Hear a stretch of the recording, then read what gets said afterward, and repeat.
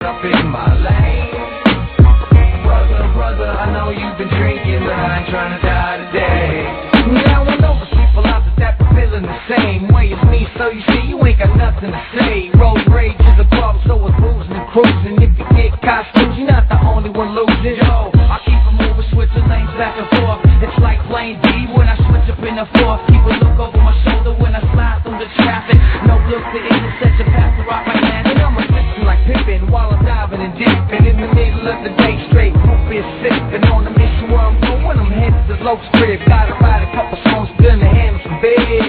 Yes, pack the bong as we shit now, drinking Heineken. Ryan raps after the bad, like this and like that. So, brother, man, please understand, yo. Brother, where are you going? You're driving that car so fast. Brother, what are you doing? There ain't enough room to pass. Brother, what are you thinking? Swerving up in my lane. Brother, I know you've been drinking, but I ain't trying to die today. Brother, where are you going? You're driving that car so fast. Brother, what are you doing? There ain't enough room to pass. Brother, what are you thinking? Swerving up in my lane.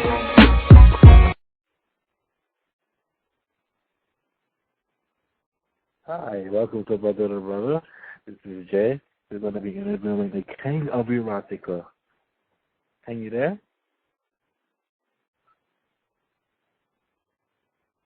Yes, we're going to be waiting for the King of Erotica to call in for this interview. If you don't know the King of Erotica, he is very famous, a erotic author.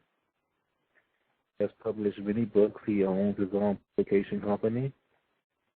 He has multiple stories on BGC.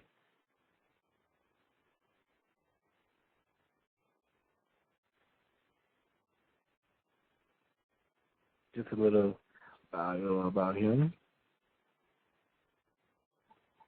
He should be on any minute.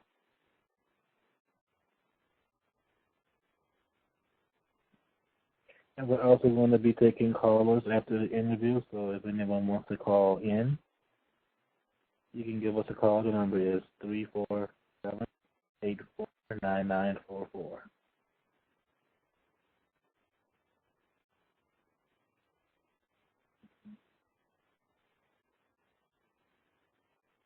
Once again, that number is 347.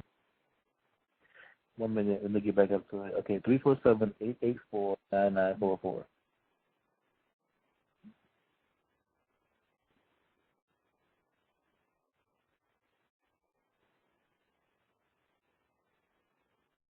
Just waiting for the King of Erotica to call in. Started.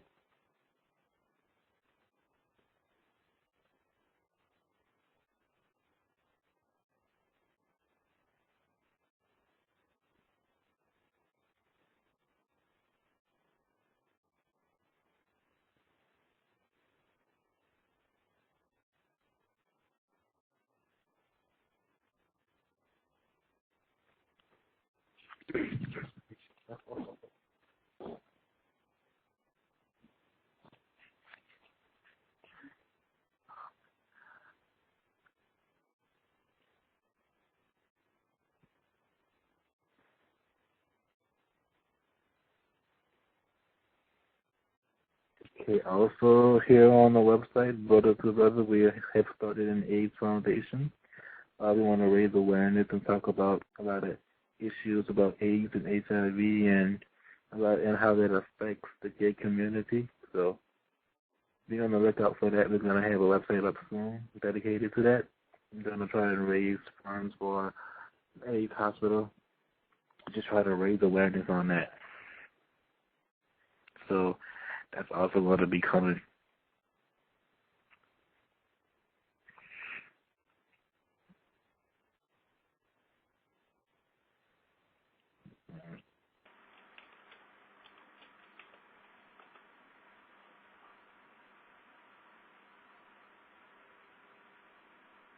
Hello? Hello? Hey, how you doing? I'm fine. How are you? I'm good, everybody. This is the King of Erotica. This is Larry. What's your name again? I mean, I'm not good at the King of Erotica, but the name that you go by the most. Well, I go by Pharaoh or the Pharaoh, or some people just call me Larry. Larry is my government name. So either or. I hate being called King or Erotica. I hate it with a passion. People do it, but I just don't say anything. So how did you get that name? My fans actually gave me that name before my book came out. I was on MySpace like 4 years ago as a super blogger. I had probably 500 number one blogs at the time. Over 1 million people read my stuff. So I got that name by winning poetry competitions on MySpace in the category of erotica. And I basically slayed any and everybody, white, black, Spanish, you name it, I came in first place. So my fans gave me the name, the King of Erotica. Oh, so that's the name of very deserving. Thanks. I earned it. All right, we're going to get started with the questions. I have a list of questions that was sent in to me to ask you. Okay. So we're just going to get started on that. The first question is, what was your life like? What was your childhood like as a young man transitioning into a writer? Oof. Life for me, when I was a kid, I went through 4 years of rape as a child. That's actually what turned me to writing, because my third grade teacher at the time, Miss Mike, knew I was being raped in my home. I didn't confirm it, and I didn't acknowledge it, and I tried to hide it. But what she did do was give me a journal. She gave me a poem called The Road Less Taken by Robert Frost. That's when I was introduced to poetry. And she gave me a dictionary, and she told me to write my life, and I've been writing ever since. So, most kids had imaginary friends when they grew up. I had my journals, and my journals had names like endurance, perseverance, and stuff like that. So that's what turned me to writing, and that's what my childhood was like, a bunch of pain. Okay. Do you think that those experiences of being raped and having that kind of a childhood gave you more to write about, give you more of an edge to write about?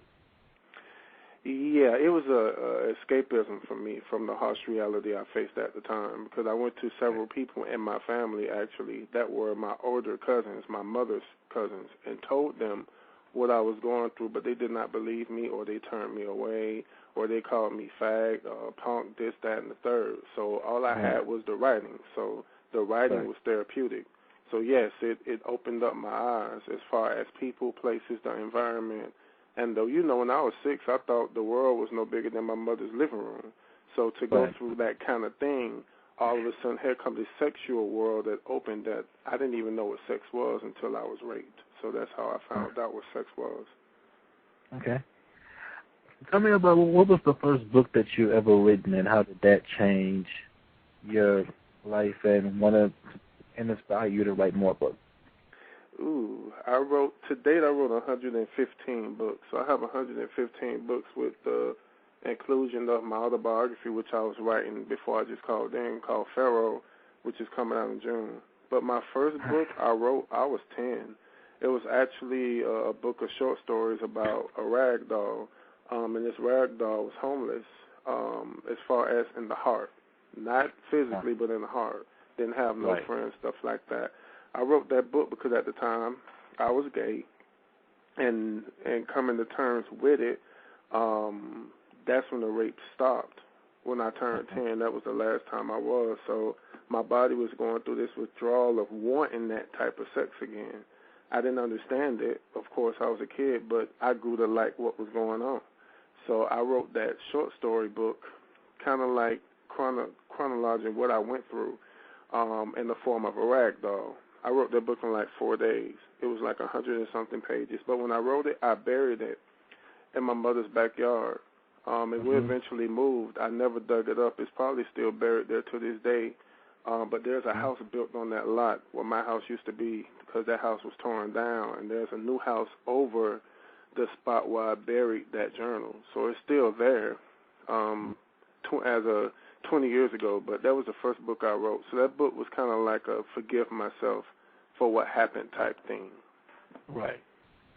Okay, let's see. what would you tell your fans? Say an up-and-coming writer who someday wants to be in your shoes and wants to get to where you've gotten to. What advice would you